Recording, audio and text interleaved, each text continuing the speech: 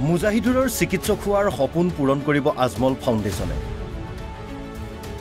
পাণ দোকানীৰ পুত্ৰৰ MBBS পঢ়াৰ সম্পূৰ্ণ দায়িত্ব ল'লে আজমল ফাউণ্ডেশ্যনে।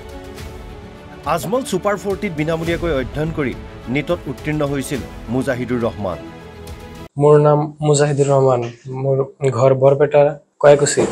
দেউতাই পাণ দোকান কৰে। আৰ্থিক অৱস্থা ইমান ভাল নোহোৱাৰ কাৰণে আজমল ছুপাৰ 40ৰ পৰা 2 বছৰ ফ্ৰীতে পঢ়ালে ইণ্টিগ্ৰেটেড কোৰ্চত, আৰু ফাৰ্ষ্ট চান্সতে মই 520 নম্বৰ লৈ MBBSত চিট পালোঁ। এতিয়া নিটৰ 1 মাহমান আগত মোৰ দেউতাৰ এক্সিডেণ্ট হৈছিল, এতিয়ালৈকে ভাল হোৱা নাই, আৰ্থিক অৱস্থা খুবেই বেয়া। সেইকাৰণে ছুপাৰ 40য়ে মোক আগৰ পৰা 2 বছৰ সহায় কৰিলে, এতিয়াও আশা কৰোঁ কিবা সহায় কৰিব, আৰু সেইকাৰণে ধন্যবাদ জনাইছোঁ আজমল ছুপাৰ 40ৰ প্ৰজেক্ট হেড সন্মানীয় কাদিৰ ছাৰক আৰু সন্মানীয় ডাইৰেক্টৰ ছাৰ খসৰুল ছাৰক, আৰু ধন্যবাদ জনাইছোঁ আজমল ছুপাৰ 40ৰ ট্ৰাষ্টি মৌলানা বদৰুদ্দিন আজমল চাহাব আৰু চিৰাজউদ্দিন আজমল চাহাবক।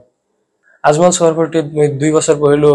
ধন্যবাদ জনাইছোঁ এই সকলো ফেকাল্টিসকলক, ভালেই 2 বছৰ ভালেই পঢ়িলোঁ। টিচাৰসকলেতো প্ৰথমৰ পৰাই গুৰুত্ব দি আছে, হোষ্টেলত যিকোনো টাইমত ডাউট থাকিলে ছল্ভ কৰিবলৈ আহে, আৰু ক্লাছত ভালকৈ শিকায়, সময়মতে ক্লাছ হয়, সময়মতে ডাউট ক্লাছ হয়, আৰু কিবা বেকলগ থাকিলে সেইবিলাক ক্লিয়াৰ কৰাৰ কাৰণে টিচাৰ থাকে, সকলো সময়তে থাকে। আৰু নেক্সট 5 ইয়াৰত মই ভাল ডক্টৰ হৈ আজমল ছুপাৰ 40ৰ নামটো ৰোশন কৰিম, আৰু এইটোৱেই আশা ৰাখিছোঁ। ধন্যবাদ জনাইছোঁ সকলোকে। হয়, আজমল ছুপাৰ 40ৰ বাবে চিকিৎসক হোৱাৰ সপোন পূৰণ হ'বলৈ ওলাইছে বৰপেটাৰ কয়াকুছিৰ মুজাহিদুৰ ৰহমানৰ। আজমল ছুপাৰ 40ত বিনামূলীয়াকৈ অধ্যয়ন কৰি নিট উত্তীৰ্ণ হ'বলৈ সক্ষম হৈছে তেওঁ। নিট পৰীক্ষাৰ সময়ত পিতৃ শ্বাহজাহান আলী ICUৰ বিচনাত থকা স্বত্তেও পুত্ৰই সাফল্য লাভ কৰিবলৈ সক্ষম হয়।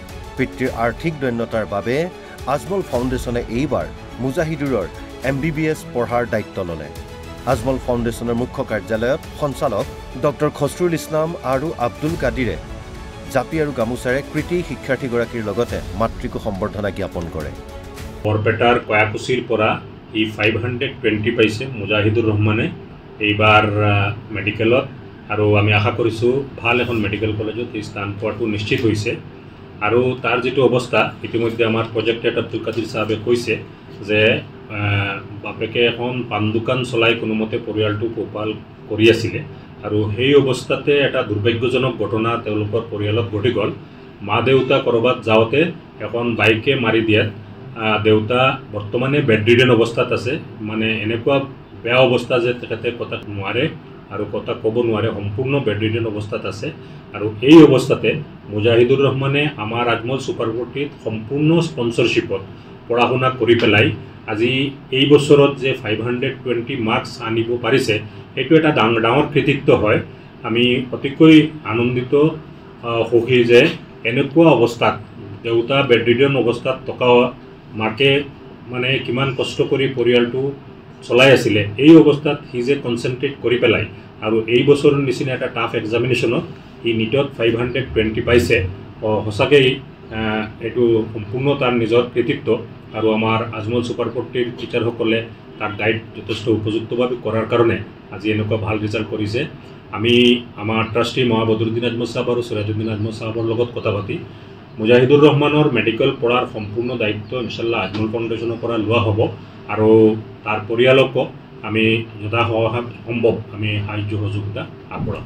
মোৰ লগত বহি আছে আমাৰ এজন ষ্টুডেণ্ট মুজাহিদুৰ ৰহমান, যোনে 2 বছৰ আজমল ছুপাৰ 40ৰ যিটো 2 ইয়াৰ্ছ ইণ্টিগ্ৰেটেড কোৰ্চ, সেইটোত সম্পূৰ্ণ বিনামূলীয়াকৈ পঢ়াৰ সুবিধা পাইছিল। সি এণ্ট্ৰেঞ্চ দি কোৱালিফাই কৰিছিল, য'ত আমি BPL বিল' পভাৰ্টি লাইনৰ ল'ৰা ছোৱালীক থকা খোৱাৰ পৰা আৰম্ভ কৰি সম্পূৰ্ণ বিনামূলীয়াত আমি পঢ়াওঁ। সেই সুযোগত তেওঁ 2 বছৰৰ কোৰ্চটোত স্থান পাইছিল, আৰু 2 বছৰ কমপ্লিট কৰি ফাৰ্ষ্ট এটেম্পতে মানে ক্লাছ 12টো এক্সাম দিছে, আৰু লগতে নিটৰ এক্সাম দিছে। সেই নিটৰ এক্সাম দি 520 মাৰ্কছ পাইছে। গুৱাহাটী মেডিকেল কলেজ বা আছাম মেডিকেল কলেজত পোৱাৰ সম্পূৰ্ণ চান্স আছে। হোজাইৰ পৰা বিজু গাঁওখোৱাৰ ৰিপৰ্ট, অসম লাইভ 24।